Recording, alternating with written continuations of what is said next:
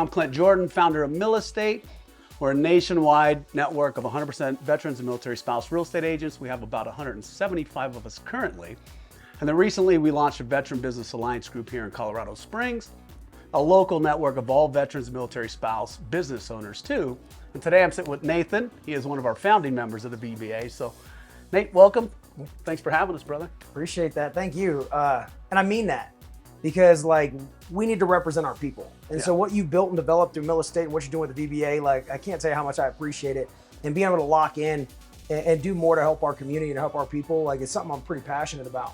Yeah, it's a powerful thing we could do too, the way we're building this out. It is, and especially 100%, especially what we're doing in real estate and in the finance space. Because here's the thing, man, entrepreneurship is the way to the American dream. Right. And both of those industries allow us to build something that's ours and that our family can inherit. That's something that we create, right?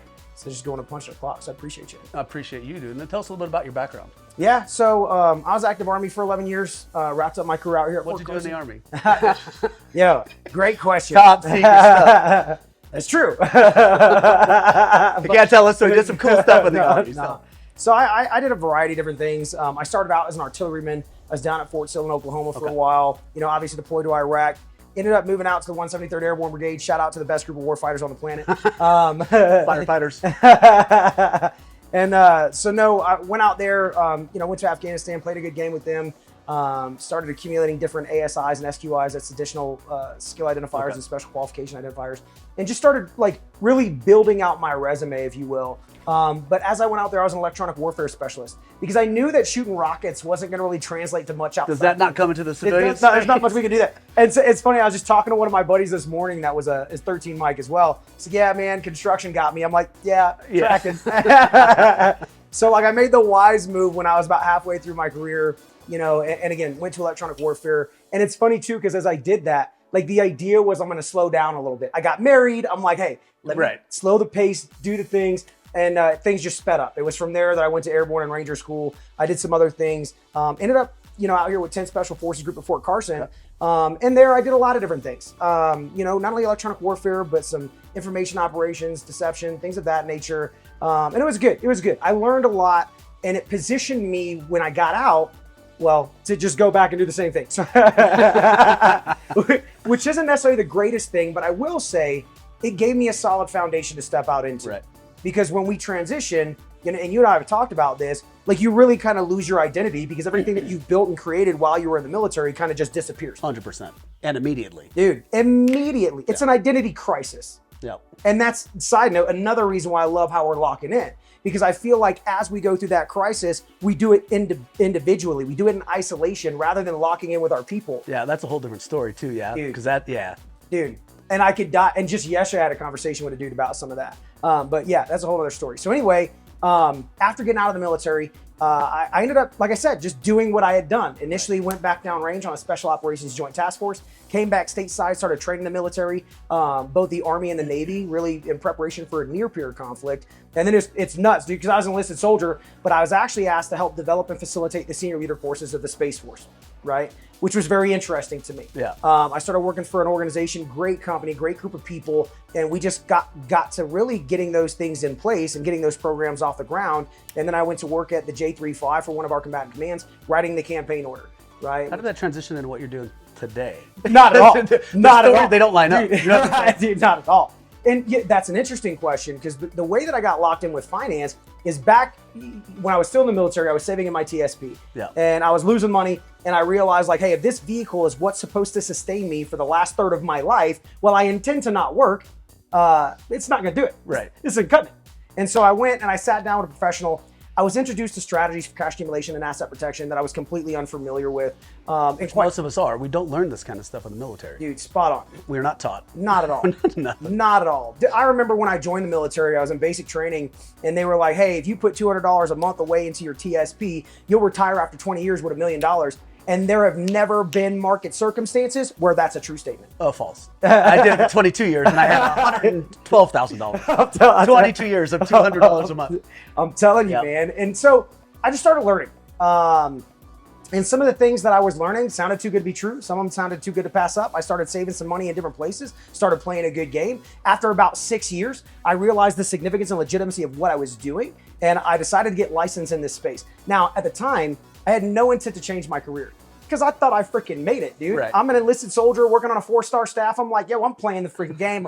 But at the same time, I didn't feel that fulfillment. Yeah. I wasn't happy. I was going into work every day. I was just like checking the freaking box so I could pay for my family, so I could provide for Correct. my people. And so anyway, as I started dabbling in this space, again, the intent was to help friends and family. And as I started doing that, I started getting referrals, started helping people, started seeing the impact that I can have. I mean, I sat down with a client within my first few months, $157,000 in consumer debt, never thought they were gonna get out of debt, not on track to retire. We did an analysis, and based on the assets that they had, we understood how we could access them according to the Internal Revenue Code. They were out of debt by the end of the month. They came back a few months later. We put them on track to retire with a healthy 6-figure income.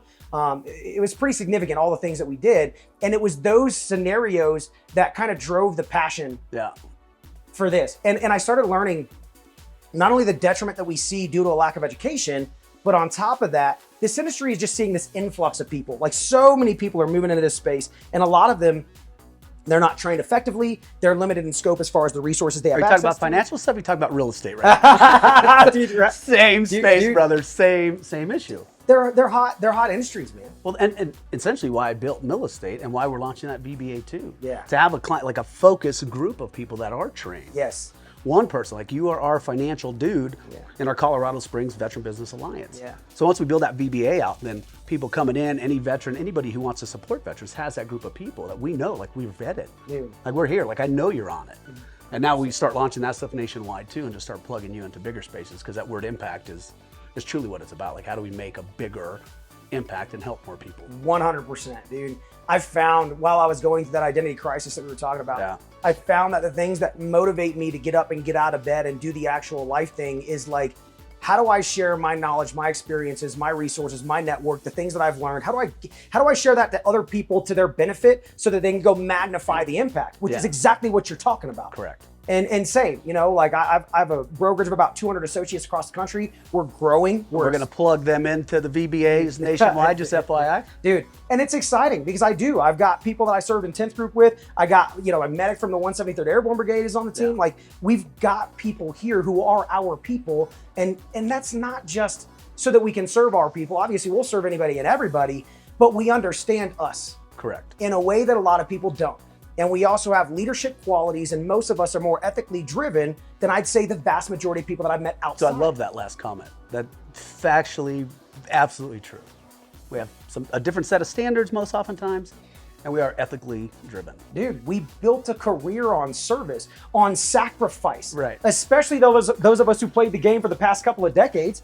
We were at war for 2 decades. Yeah, the whole time. Basically when I joined to when I got out. Like, cool.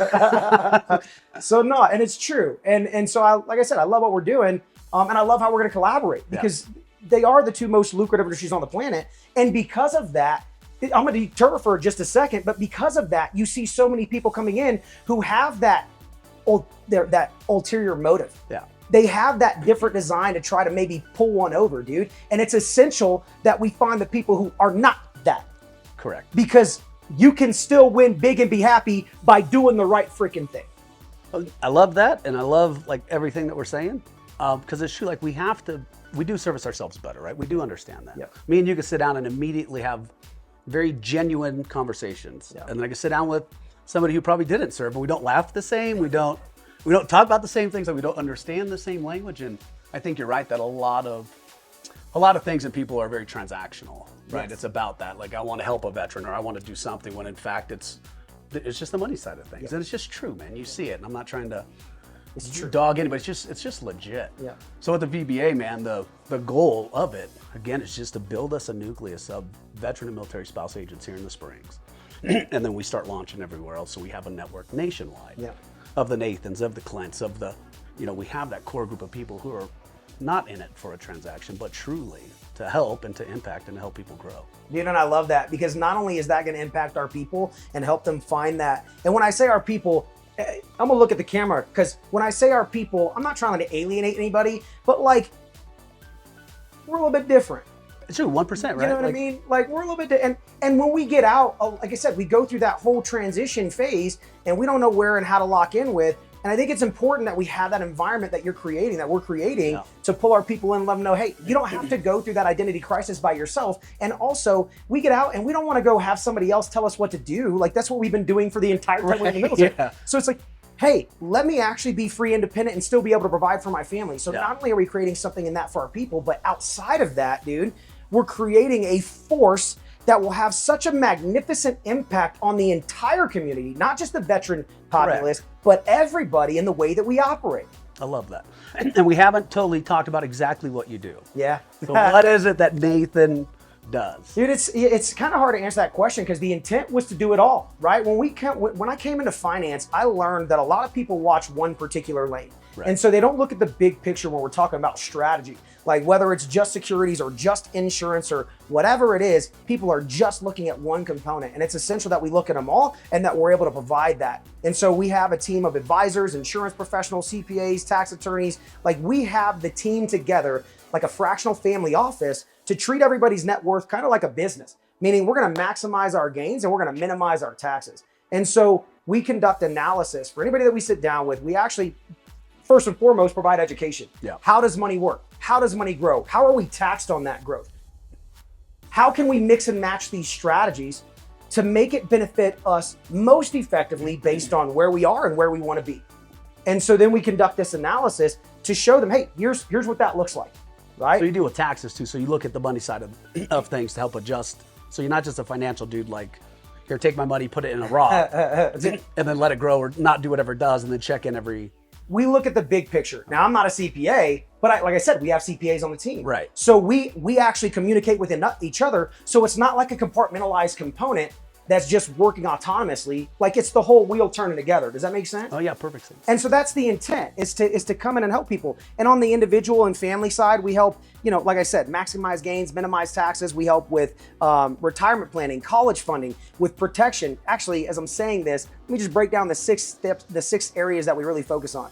We look at cash flow. We want to understand the money coming in and money going out. Yep. We want to look at budgeting, tax advantages, things like that. We look at debt management. This is a huge one because so many people are crippled by debt. They have, tons of debt, low credit. They stay in that cycle, especially in the military. We see that quite a bit. Yep. And so we help them understand like, hey, how can we eliminate that debt most effectively? Whether it's consolidation, refinancing, or just restructuring to eliminate that debt in a smarter way. Right. Then we look to build an emergency fund. We want to make sure that they have money for a rainy day because right now, the average American, they can't even afford a $1,000 expense without going into more debt. So we want to build at least 3 to 6 months of an emergency fund so, unexpected circumstances don't turn into crises. Right. Then we look at proper protection. Now, this is one that kind of hits home because especially in doing what I did in the military, you put security in first and you take security out last. And most people don't have any protection over their assets, their livelihood, what they're building. And so we dive into what that actually looks like for them and introduce something called living benefits, which allow people to access the death benefit of a life insurance policy in cases related to chronic, critical, and terminal illness, which is significant because that's the #1 cause of poverty and bankruptcy in this country. Now, the next thing we look at is building wealth, step 5. So this is what you were talking about. Do we just take our money and put it into a financial product?